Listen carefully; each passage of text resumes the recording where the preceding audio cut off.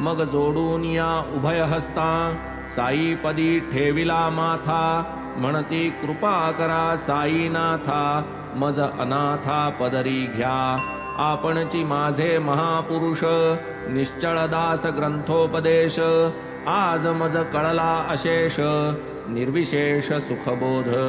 कुठे वडगाव कुठे शिरडी काय ही सत्पुरुष महापुरुष जोडी किती ती स्वल्पाक्षर भाषा उघडी उपदेश निरवडी कैसी हे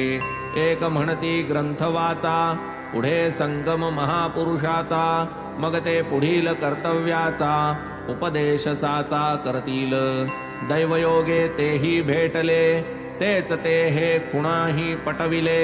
परी ते एकाचे वाचिले दुजिया आचरिले पाहिजे तयासी म्हणती साईनाथ आप्पांनी सांगितले ते यथार्थ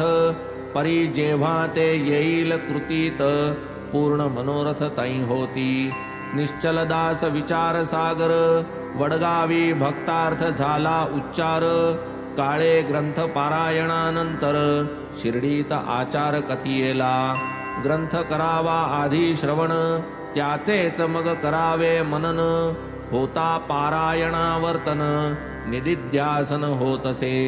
वाचिले ते नाही संपले पाहिजे ते कृतीत उतरले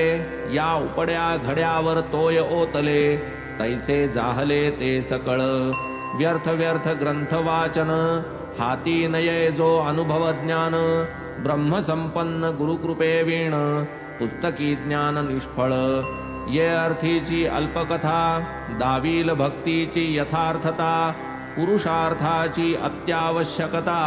श्रोता निजस्वार्था परिसिजे एकदा एक पुण्यपट्टण कर नामे अनंतराव पाटण कर साई दर्शनी उपजला आदर आले सत्वर शिर्डीस